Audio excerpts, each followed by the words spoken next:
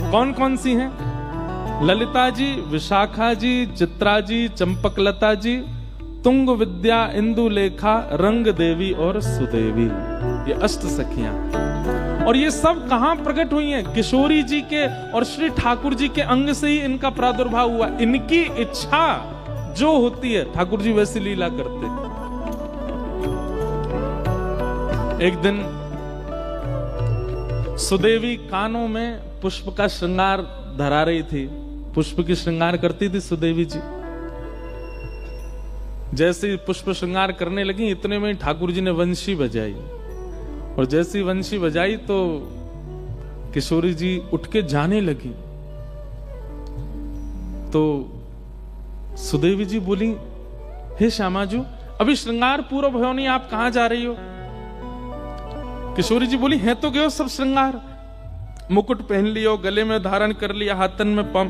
बोले, कर्ण फूल तो धारण करो। तो किशोरी जी बोली, मेरे कर्ण को आभूषण तो श्याम सुंदर की वंशी है, और वाके आगे मैं सब त्याग दूंगी, वाके आगे और कुछ नहीं।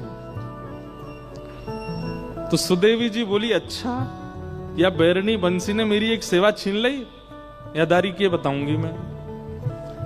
सो एक दिन ठाकुर जी सो रहे यमुना जी के तट पे, बढ़िया गहरी नींद में सो रहे थे। रात भर सोते तो है नहीं, रास करते हैं, दोपहर में ही सोते हैं। जब गैया चराने जाते हैं तभी ठाकुर जी शयन करते हैं।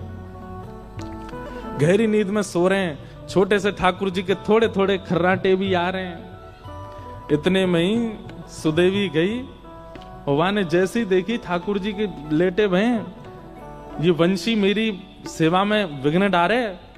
सो ठाकुर जी की खोंच में धरी हुई वंशी धीमे ते निकार के और चुराए के भाग गई वहां ते,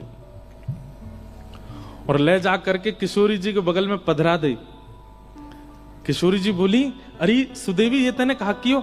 बोले, ये वंशी या की वजह से आज मैं सेवा ना कर पाई आपकी। मैं आपके कानन में पुष्प धरा रही और ये वंशी की धुन सुनते ही आप दौड़ गई वहां पे। लो, या यहीं रख लो, और ये जब जब मैं कानन को श्रृंगार करूंगी तब तब वंशी आप ही बजाती रही हूं, ताकि मेरी सेवा पूरी हो।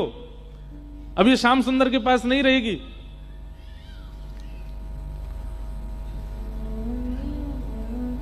इतने में ठाकुर जी की नींद खुल गई, और ठाकुर जी को सबसे ज्यादा प्यारी वंशी है।